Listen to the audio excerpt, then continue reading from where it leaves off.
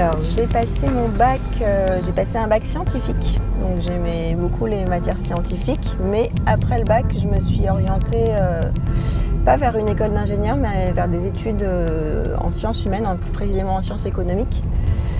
Et ensuite, j'ai fait ça s'appelait un DEA à l'époque, qui s'appellerait maintenant un Master 2.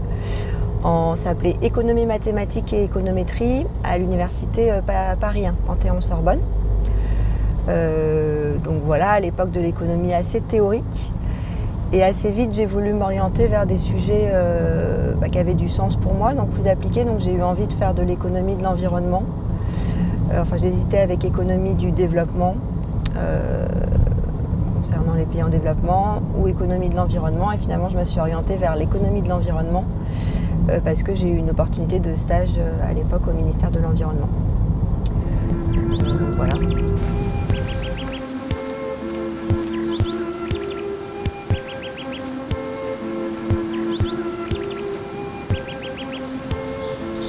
Donc dans mes recherches, au début de mes recherches à AgroParisTech, je faisais de l'économie assez théorique sur des comparaisons d'instruments de politique environnementale, par exemple une taxe, type taxe carbone, subvention, quotas, d'autres réglementations, que je comparais dans un cadre modélisé théorique. Et au fur et à mesure, je me suis orientée vers des méthodes plus empiriques, notamment à l'aide d'enquêtes auprès d'agriculteurs, mais aussi du grand public ou des consommateurs. Et je vais vous en dire un peu plus sur ces méthodes-là. C'est des méthodes qui s'appellent en anglais Choice Experiment, qui en français on traduirait par méthode d'expérimentation par les choix. L'idée, c'est de faire des expériences de choix, faire des choix aux répondants, des choix réitérés sur des options fictif. Par exemple, pour être précis, pour un agriculteur, on peut avoir des cartes de choix où il a une option où il ne change rien, il garde ses pratiques agricoles actuelles, et des options où il va changer de pratique, par exemple en adoptant des pratiques agroécologiques qui lui permettent de baisser ses pesticides, par exemple. Et on va voir quelle option il choisit, sachant que les différentes options ont des conséquences différentes, par exemple sur son revenu, sur ses rendements, sur son image auprès du grand public, sur ses relations avec les autres agriculteurs, quoi d'autre, sur les aides publiques qu'il peut recevoir, sur son temps de travail, sa façon de travailler. Et donc on construit ainsi des cartes de choix où par rapport à l'option de référence où il ne change rien, il y a des éléments décisifs pour lui qui vont changer. Et ces choix nous permettent ensuite par un traitement statistique, économétrique, de comprendre le poids relatif de différents facteurs de décision, économiques, sociaux, environnementaux, etc. Donc si jamais il y a 2-3 framboises qui traînent, à mon avis, ça sera pris rapidement. Ça va être assez vite. Ah, et justement, et les riverains, du coup, ils étaient contents de voir... Alors, ça a été sujet d'une communication assez importante. Alexandre les a rencontrés, on a discuté, etc. Et je me souviens qu'Alexandre, il était déjà assez sensible sur le voisinage. Ouais, alors en fait, c'est la seule parcelle qu'on a finalement avec des riverains comme ça. Je me souviens qu'il m'avait dit que quand il traitait, parfois, il traitait plusieurs fois, mais pour que ce soit mieux, avec des traitements moins forts.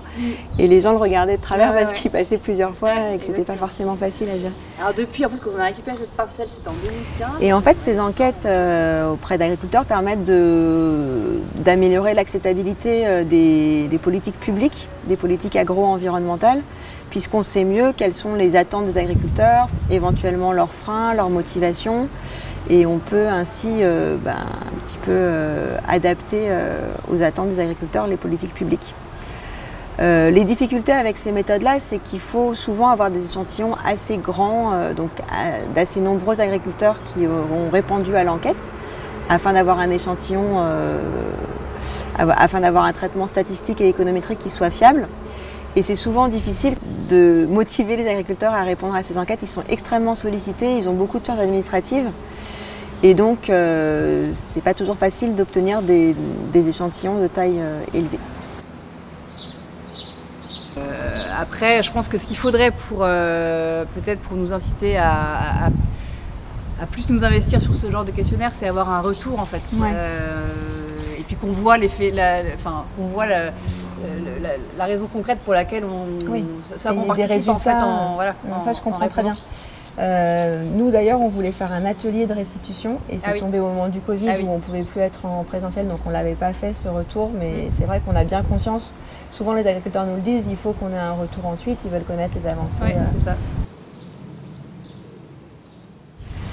Alors moi je suis professeure en économie de l'environnement, donc vraiment dans la discipline économique.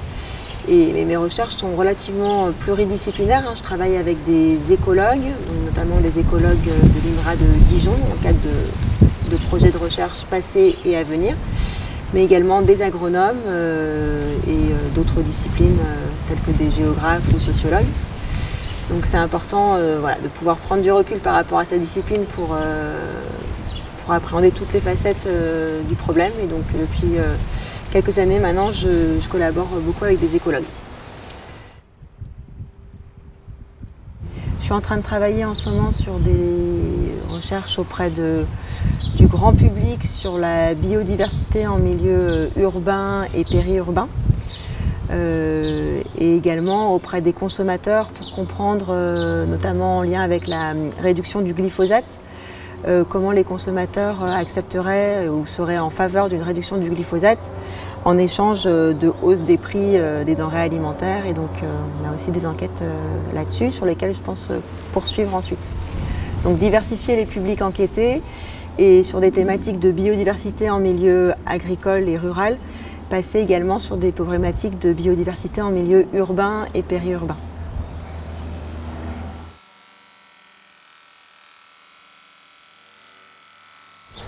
Alors, est-ce que c'est à ça que vous vous attendiez quand vous avez commencé les études?